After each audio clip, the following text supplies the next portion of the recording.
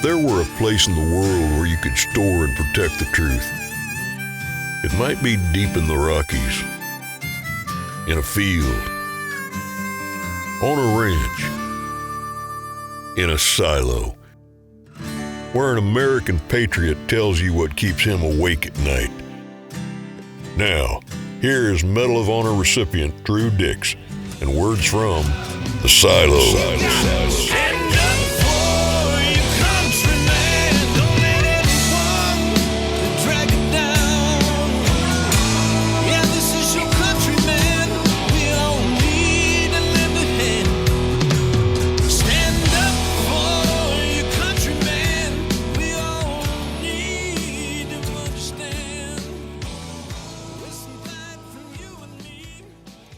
Welcome, folks, to another episode of Words from the Silo. You know, we've talked a lot about military readiness, and that's one thing that's very dear to my heart. Joining the military when I was 17, and just a couple of years ago, giving it up. So that's a bunch of years, over 60 years of being involved in the military. And I've seen a lot of technology changed. Anybody living this long, even in the civilian world, is going to see a lot of changes. But in the military world, it's been incredible, and thought it'd be worth talking about the subject. But before we do, we should just recap a little bit about what's going on in L.A. We did that program about that, and well, we had an interesting discussion on that, and I think that what came out of it is the public is a little bit fickle. They're being guided through, for whatever reason, either with money or outside influence or misinformation. And it's fallen right into the fact that we become a victim society. That's the foundation of a socialism. To make everybody equal, first of all, you got to make everybody victims. And the government's going to make you better, and we're all equal. I think we're already a socialistic country. Somebody's going to rattle my cage on that one because we are a democratic republic, but that's in name. We're giving out a whole bunch of things to our citizens and non-citizens, just like giving everybody free ice cream. But let me tell you, ice cream doesn't last long. It melts.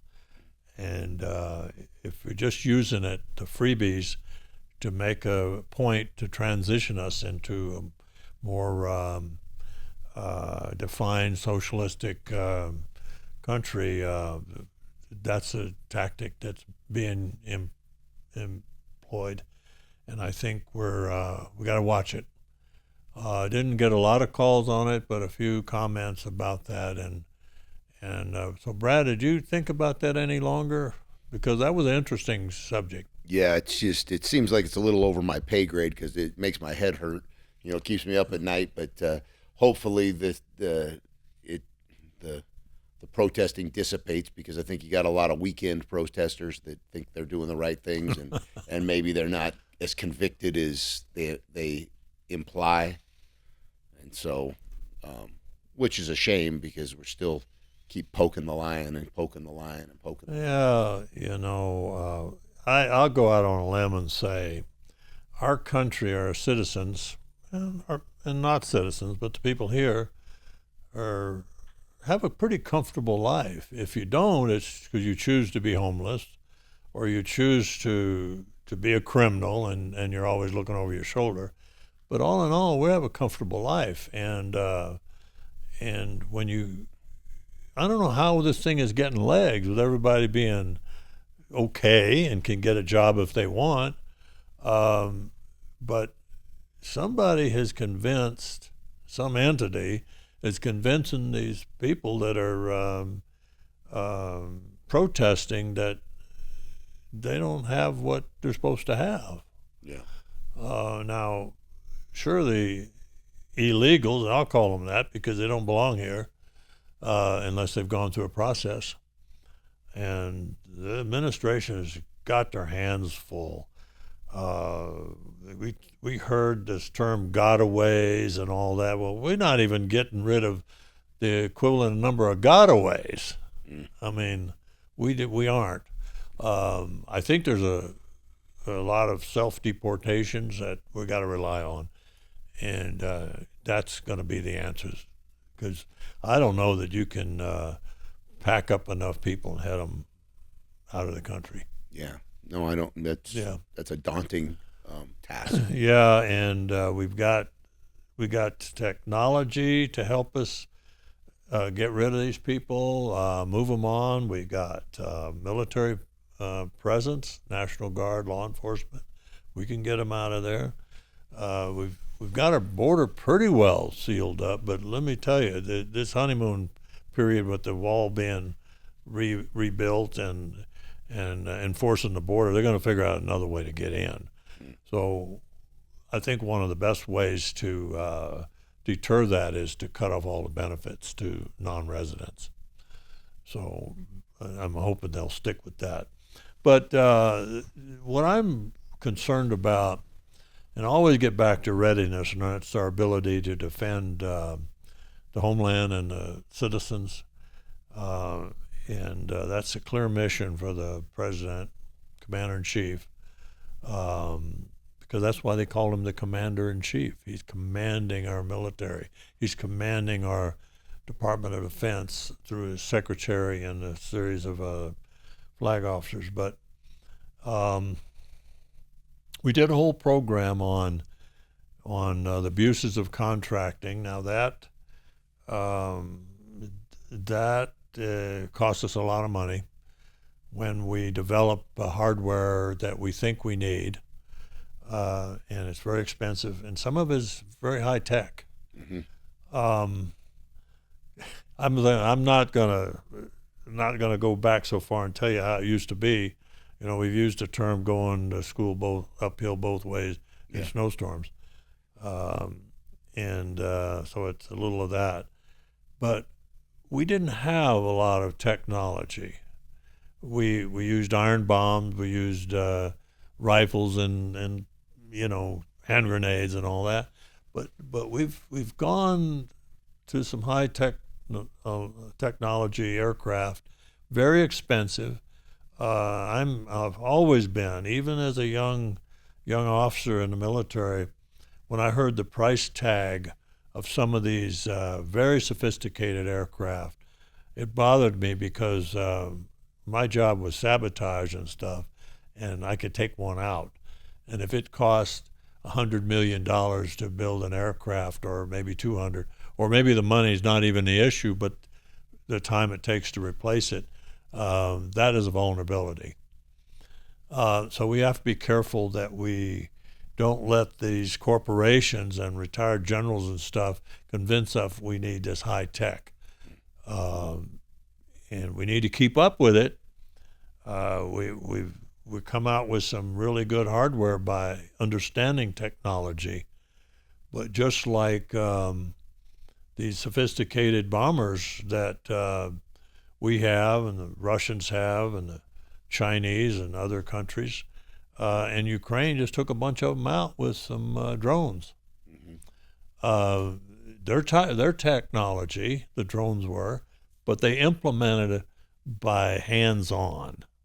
They moved them and transported them by humans and got them closer to the launch site. So here you have a very expensive, hard-to-replace airframe destroyed by ingenuity of a desperate enemy, and that's Ukraine.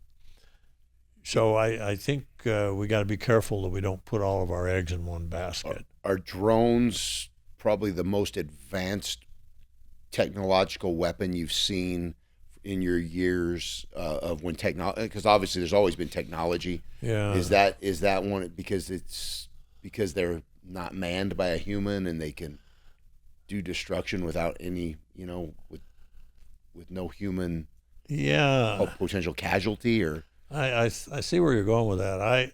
I don't think the drone itself is that high tech.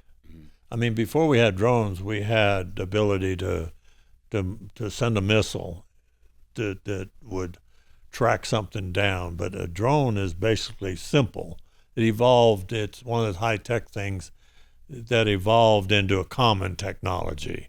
You can buy them in Walmart or somewhere, and maybe that's how they first got started, and then they made them, better. Now we had some very high tech drones, the ones that were very classified, and first used them, like the Reaper and all of those that would just fly around and identify friend or foe, and either send information back or take it out. We've been doing that for a long time. But let me go back. It's not more than it's not just an idea that I'm concerned about. Is I really believe in relying too much on technology. To the point is a few years ago I started a training program for special operators where we went back to teaching the special operators how to survive on their own without technology. Mm-hmm. Technology will put you in the battlefield or the area of interest that you want to go and operate in. Technology could leave you right away. The satellites or whatever communications you might have, and then you become dependent on your personal ability. So from the very beginning, as we were developing technology on the battlefield, and let's face it, the modern warrior, I love technology. I'm envious of some of this whiz-bang stuff they have, but I also see the vulnerability. So we developed this program to bring people to the ranch and special operators and teach them how to survive, keep themselves going, even medical, navigation, and improvised devices. Give us an example of some of those things. If the technology's wiped out or you don't have your ability to use your phone or whatever it was, what would be an example of survival thing? First of all, you shouldn't use your phone. But a good example is if you're navigating from your phone, and for someone, I've heard soldiers, some pretty smart special operators, well, we wouldn't be using this in the theater. Yeah, they would. We all know that you get dependent on it. And if you are navigating by your phone, it's only going to tell you where you are and where you're going, not the surrounding areas. And if the phone gets blank, you don't even know where you are. Plus, if it's pinging out there, can't your enemy maybe find you? Yeah, and well, I've heard stories about calling her wife from the battle zone. I mean, that's ridiculous.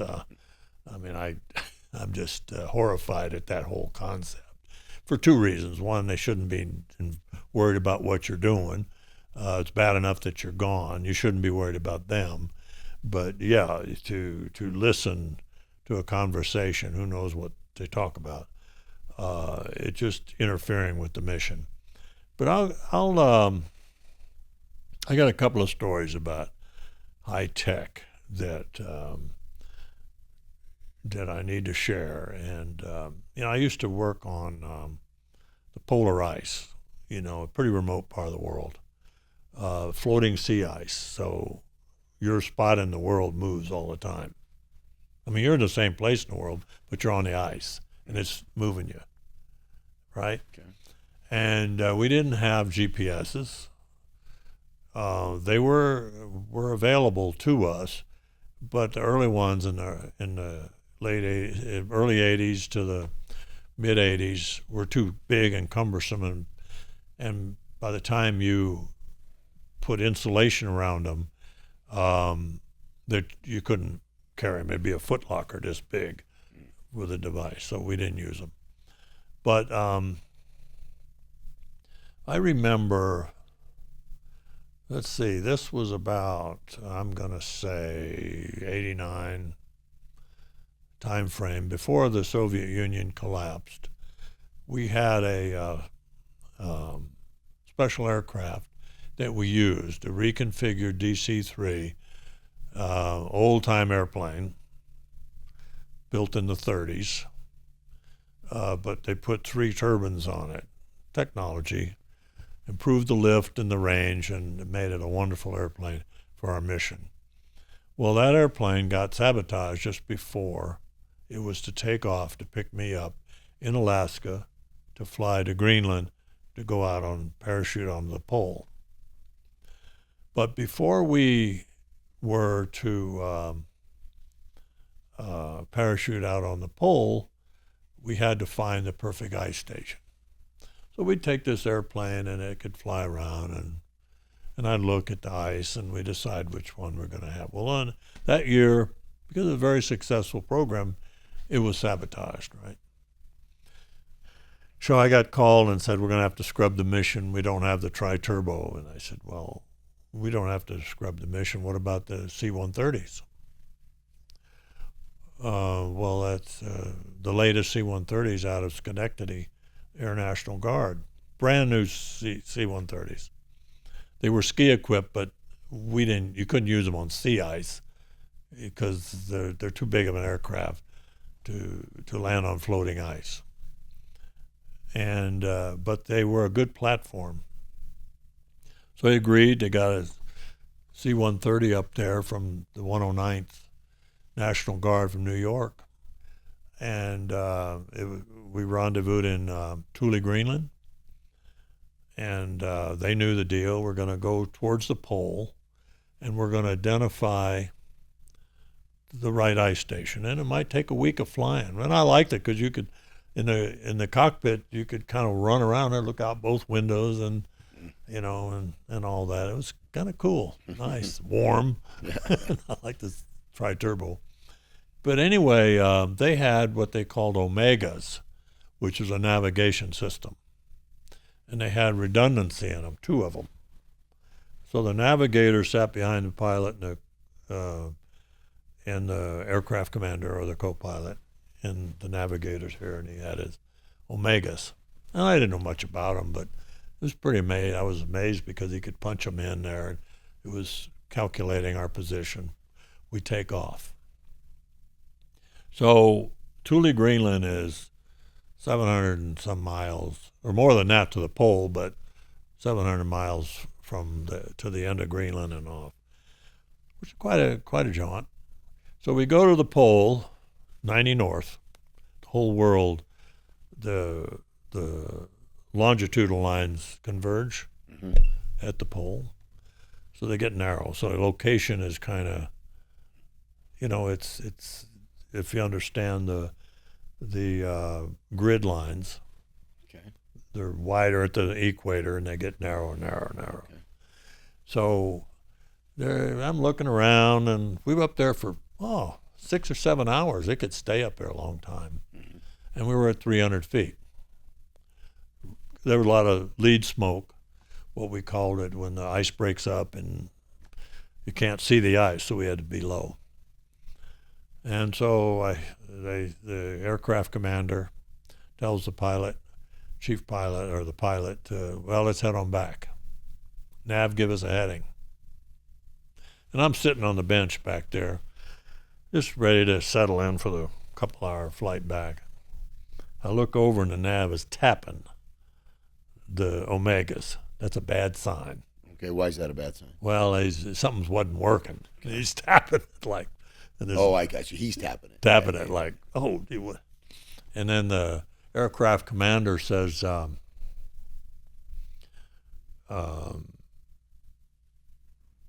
give us a heading. So the idea, we're at the pole, right, the top. What had happened is those Omegas dumped its memory because they circling around the converging longitude lines. Okay. Had no idea which way Canada was, or alert, which is an NDB, non-directional beacon, that we would pick up and going on over to Thule. And the pilot was saying, Nav, I need a heading. Nav, I need a heading. The engineer was saying, he's saying, how much fuel do we got? And the engineer's calculating. And the aircraft commander, who is sitting in what would be the co-pilot seat, but he was a senior guy, he was a lieutenant colonel, was saying, okay, everybody relax. And I'm just sitting there like this, waiting. And we're at 300 feet. And the aircraft commander says, well, what we need to do is all of us give the nav some instruction right now. I'm sure that's not going to help anything. So nav, give us a heading when you can. That didn't last long. Pretty soon the aircraft commander said, I need a heading now. And anyway, I said, oh, gee, this is terrible. This is unbelievable. So I'm sitting down there and I said, okay, this is 1,300 hours. Zulu. At 1,200, the sun is directly south. 1,300 is 15 degrees to the right of the south. Somebody says, who said that? And they said it doesn't matter. So what they were trying to do, decide whether to stay low or to use fuel to climb and get the NDB. Mm-hmm. So they know the heading. And because my operation on the ice is from the ground level, ice level, I knew where the sun was. Mm. Technology wasn't helping them. Yeah. But I could. Experience. I knew because I had to know where the sun was. So if I had to walk my way back, I knew which way to go. Well, they took off. They decided to climb, took the heading, picked up the beacon right away. We were home free. And so here it is. We got technology that we were dependent on, and it failed. Mm-hmm. If they'd have picked the wrong decision, they'd have run out of fuel, and we'd have been up there on the ice, crashed somewhere. So that's that story. And so here's the other thing. When it picked up when the tech did pick up, was your calculation right? Were you going the right way? Yeah, well, they picked it up and they were heading right for it. It was the same direction. Yeah, within a few degrees. How much fuel? What was the risk on the fuel? How much fuel did you have when you guys landed finally? Ooh, I don't know, but it was. They were really glad when they landed. Yeah, but they could have landed at alert, Yeah. But if you're going in the wrong direction, you wouldn't. Where do you end up if you go the wrong way up there?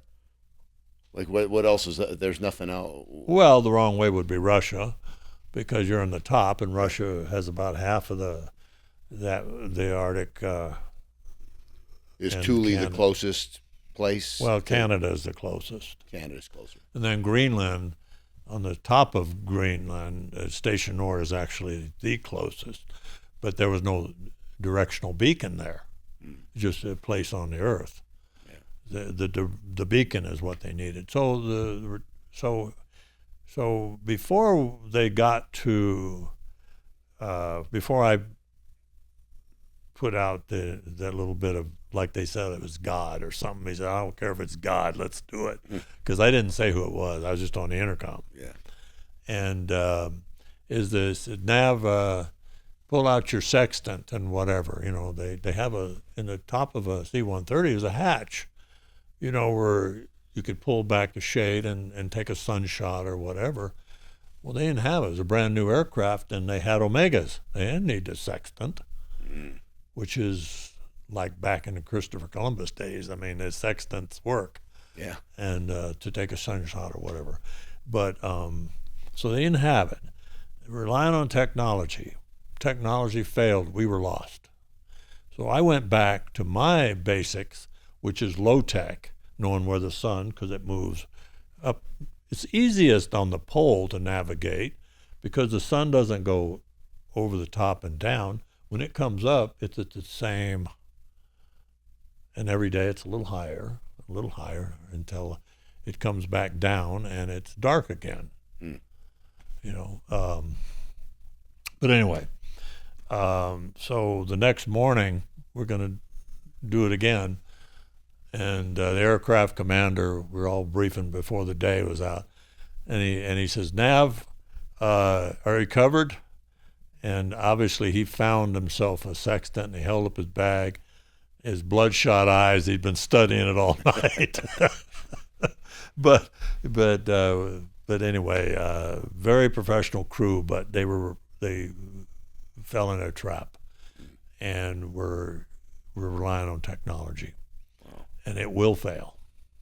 Absolutely, it's a great example, because that's, I mean, it's life and death in situations like that, in military operations, and the tech.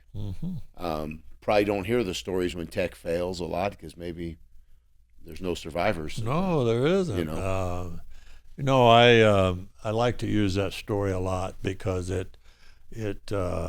it's one, I was involved, and two, it's a pretty clear example of navigation is one of the critical. We're dependent on that more than anything in tight technology. I mean, there's people that probably get in their vehicle to this day in Pueblo, driving home, and they've been going home every day of their life, and they push home, and it tells them where to turn and whatever. Yeah. That also lets the guy that steals your car go to your house too. What's that? That also lets the guy who steals your car find your house too, because they just hit home and it takes the car home. Don't get me started on that. That's not good. Yeah, don't get me started on that. But so that's what was the beginning of why I started doing the teaching tradecraft to the special operators.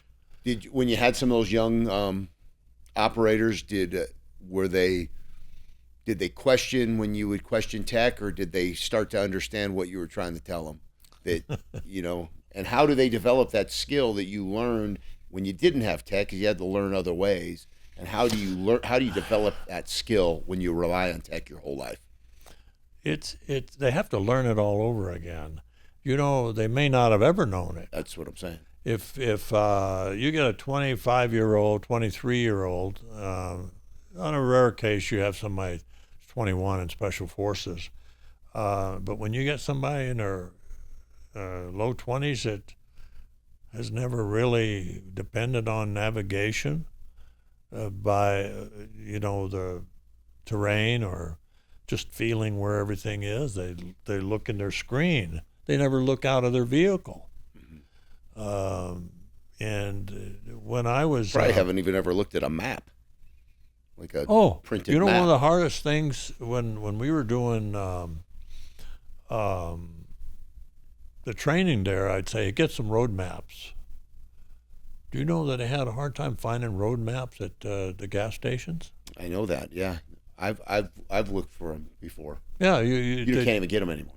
No, and we used them because we teach how to pinpoint a geographical grid coordinate from a road map, and distance using the scale, and how many degrees are in miles in a degree and all that. You can pinpoint your location. Do you think when maps first came out, when people started plotting maps and printing maps, you think there was some guys going, hey, you know what, you're going to rely on that map, but it could be wrong because I use the sun, and that was a technological advancement, printing and having a printed map versus just knowing yours was real low tech, what you were talking about, because you're using the sun.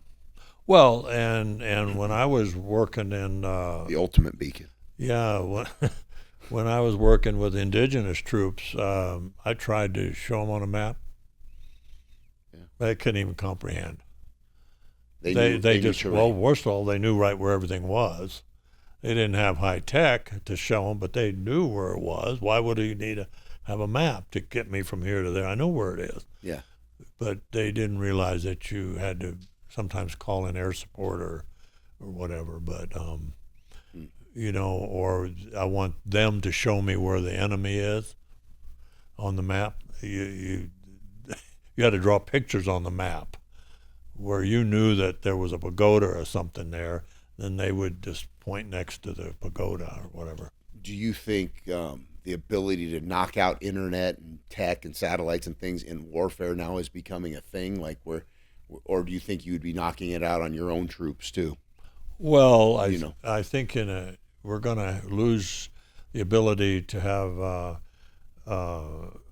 navigation, either intentional or just because it happens. If we get into a nuclear situation, we'll lose it through the EMP, electromagnetic pulse, that takes it out. You could also get that from some of the sun activity. It duplicates an EMP. That's what I'm told, and boy, you could be in the midstream of going somewhere, and boom, it's gone. And then there you are in the middle of somewhere.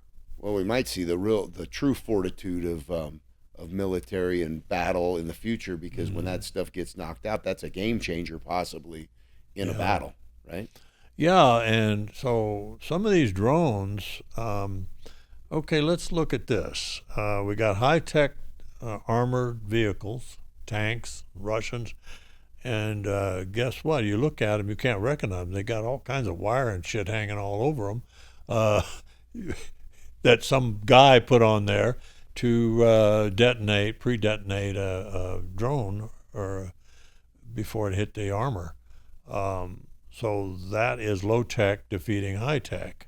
Mm-hmm. Now, the problem with any long war, and the Russians and Ukrainians, but mainly the Russians, are finding this out in the war with Ukraine, is if you have it drawn out, somebody's going to counter your technology with either low tech or counter technology of some kind.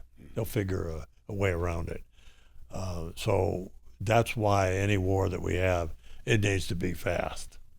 I remember at one time years ago, it's probably been several years back, maybe you've changed your opinion on this, but you also thought that sometimes the tech, and you touched on it a little bit today, the expense of tech to, say, have a smart bomb that's going to navigate and be able to go hit somebody in the ear in their living room, if you rely on that type of bomb or weapon, that we could possibly go broke because the way the targets, that it might not be worth it.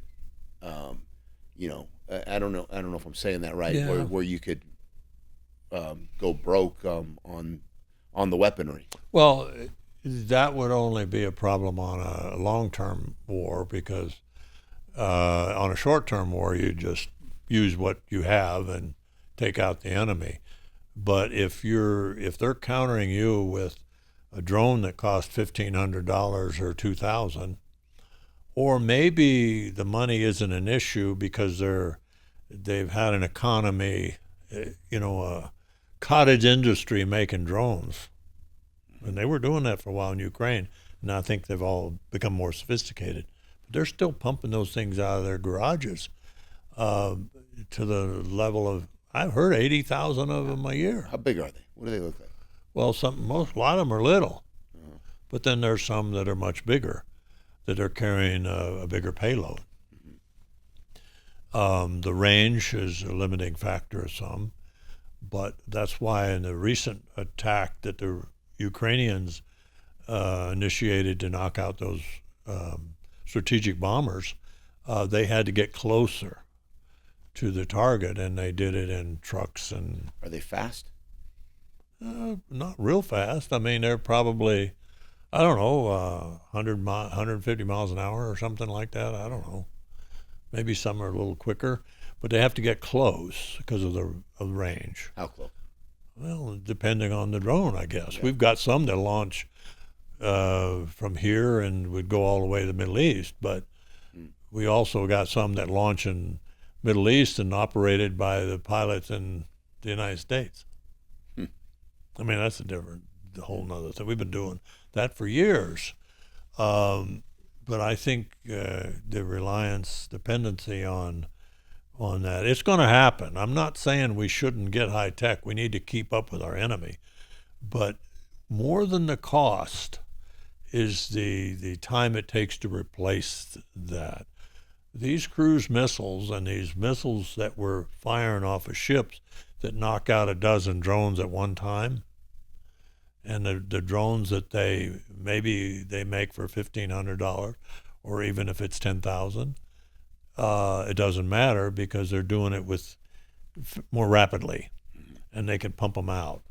And then our missile that we used cannot even be refitted on that ship unless it goes to port. Okay. So there's a lot of dependency on that. There is no doubt that the United States, as critical as we have been in this program about waste and fraud, we come up with some good stuff. Very expensive, but I'm sure Raytheon and are really happy about all those cruise missiles and stuff that they're developing. It used to be $1 million a piece. It's probably a little more than that now. But how many can they make? Yeah. 100 a month, 100 a week. I don't know. In either case, that's not enough. I don't think so. Yeah. And the tech in special ops and intelligence, that's a whole different game, right? The communications and the because there's that kind of warfare, right? Too. Yeah, communications. Just interception of communications and manipulation of communications. Yeah, manipulation. We got to get to a balance there. In my day in special forces, we used to all be cross-trained into Morse code. It's called continuous wave, CW. Did, tapping out a message, right? And now they can just pick up a phone and supposedly secure and talk often. The commander could be guiding the mission, which that's another thing that is a problem. It's given the commander from back in Florida or wherever the headquarters is, watching the operators navigate through a village to go conduct an operation, and I don't see much good with that. What does the commander know? What can the commander do other than say, you got somebody over here, be careful? That'd have been handy at times, but not to tell them how to do it, because the folks on the ground know what they need to do. And I can remember being in MacDill one time. I'm going to say, gosh, this must have been 12 years ago. And the commander of Special Operations Command took us up into this, a few of us, and we're having a little late breakfast, and it was in a long, narrow room, and there was a big curtain there, and I knew something was behind there he's going to show us. So after we had a little breakfast, they pulled the curtain back, and it looked like Houston Central. Down below us were all these people with computers, and there were like, I think, 5 screens up there. They're telling constant weather, this, and this one over here. And the general at the time, I won't mention his name, kind of liked him, but this would be a derogatory way to express that. He said, "You're going to like that one on the end." I said, "What's that?" He said, "I can see, look, an operation right now, watching guys. What do you think of that?" I said, "I don't like that at all." Because I had to do things that I had to do to get it done and not worry about somebody 10,000 miles away watching what it is we're doing. Right. Where they can't impact the situation, nor are they there, I guess. Yeah, so here we are, that technology can make it more difficult for the operator. Kind of like body cams on police, because they got the body cams on them, and it's changing. It might do some good, and they'll tell you that they're working in favor of police because they exonerate a lot of maybe potential misconduct. Well, the body cam's a little different in that it's historical. They're keeping a record. What I'm talking about is someone that's tuned into you in a communication. You got the bud in your ear, and they're telling you, go right, go left. Yeah, what to do. Where you going over there? Why, take a piss? It's something like that. You know, so it's also taken the ingenuity and the adaptability of the situation away from the person on the ground. Well, it's certainly over time going to make the soldier worse, because if they always have that assistance, they're not going to be as good of operators, and maybe then if situations get to be sticky, we might not have the warriors that we want. Well, you've said it many times. This technology is making us lazy. There you go. And it's no different on the battlefield, maybe even worse. Consequences are worse. Because if we got somebody that all they have to do is look in their phone to tell them how to get somewhere, they're not going to spend the time to study the map and the route of how to get there. So I was going to tell you this. We had a course in New Mexico at the ranch, and I told these people, I said, do not use your phone to navigate from the airport in El Paso to my place. 2 reasons. I didn't want a whole bunch of people sending me stuff because they saw these people Googling my address. That was bringing attention to me. And also, it might not take you the right way. Yeah. You know, you can get here without a phone. You can follow a map and get right to my place. I went to your place. I guarantee you I navigated there. Tyler and I went to your place. Yeah, but I bet you used the phone. We weren't training, though. I bet you used the phone. We guaranteed. Yeah, you can book that. Yeah, but halfway between there and here and there, if the phone would have died, you would have probably, where the hell are we now? Yeah. Hell, I noticed something about you following, coming to my place here, and you went to a different route. Yeah. I ended up at Bishop's Castle. I turned left instead of straight. Bad deal. Yeah.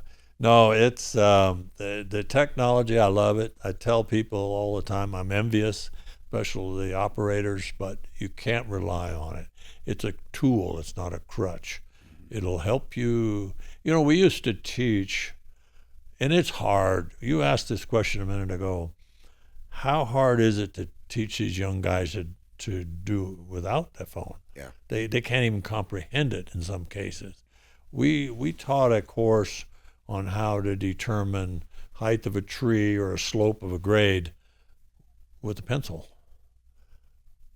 And so we went to our, quote, safe site, and one of the instructors, who's very good, caught this guy looking on the phone about the inclination, you know, of the land, in order to land a helicopter or a plane.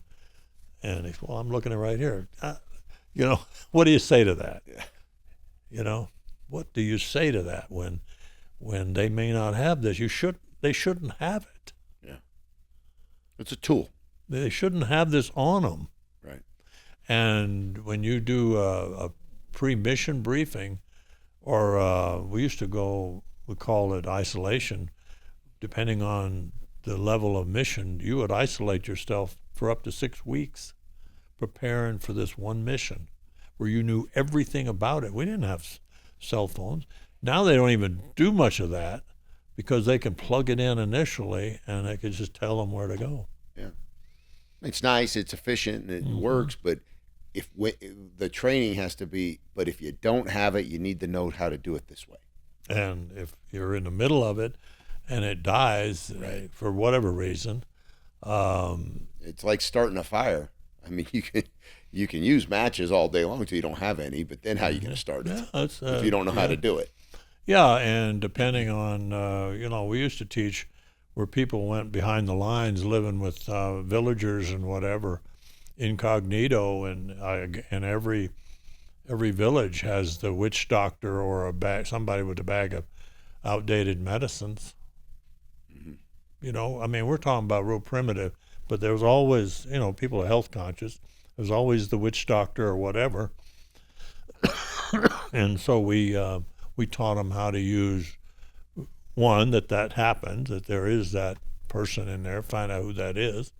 Make sure also you don't do something to piss them off. because they're the big kahuna in that village, maybe. But there's some medicines you can use that are outdated. It doesn't matter how old they are. And there's some medicines that are livestock medicines you can use for a human, and some the other way around. We taught all that stuff because it's out there. Mm-hmm. But that's not depending on the magic bag of everything you need to take care of you, you know. Right.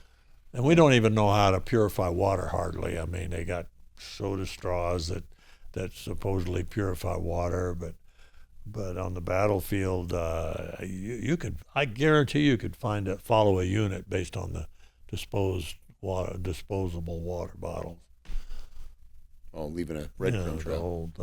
People drink a lot of water. Yeah. Especially in the jungles and in the desert. And how do you hide them, you know? I don't know. There's something to say for drinking out of a stream. Mm-hmm. Interesting. That's interesting. Mm-hmm. Yeah, things you don't think about every day. Yeah, I know. So to end this,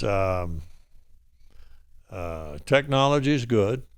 We can't depend on it. And all of you out there, you don't have to be in the military. You can be in, farmer, rancher, whatever you do. Use the technology, but also don't forget how it's been done forever. Because sometimes back in the military concept, we're going to be possibly fighting an enemy that knows everything about their backyard, and you don't. So it's up to you to learn as much about their backyard as you can in order to get around. So Brad, we haven't talked about the center much, but you got any messages for the Center for American Values is readers? As our viewers know, our listeners, is AmericanValuesCenter.org. It's in Pueblo, Colorado. It's where Pueblo's known as the home of heroes, and we have 4 Medal of Honor recipients from Pueblo, Colorado that were all living at one time. That's what made it very unique. And Drew is the surviving member of that foursome, and so that's what the center is kind of rooted in. And we have a quotes book here. You can see it on our table here with the Medal of Honor quotes. We got the Rescue of River City. We got Beyond the Medal, which is a documentary that is about the 4 Pueblo guys. And with the Center for American Values, core values of honor, integrity, and patriotism, which is near and dear to our hearts and why we co-founded the center together. Visit our website, AmericanValuesCenter.org. Go to the DrewDixPodcast.com and subscribe to our YouTube channel. We need subscribers. So if you're listening to us, make sure you hit that subscribe button and that like button and send us a comment so we can field your questions and things like that. But that's about all I got to say about that. Well, Brad, I want to emphasize to the listeners that they need to subscribe and contribute by giving us questions or concerns, because the whole idea of this program is what keeps me up all at night is keeping a lot of people up all night too. Mm-hmm. And one thing that there's not a shortage of is dumb things that our politicians are doing. But that's bad enough. But what I'm concerned with more than anything is about half the country or more than that don't seem to get out of their comfort zone or even worried about it. And I call that a little bit of tolerance. And just remember, tolerance is a character flaw. Just because no one knows doesn't mean it isn't true.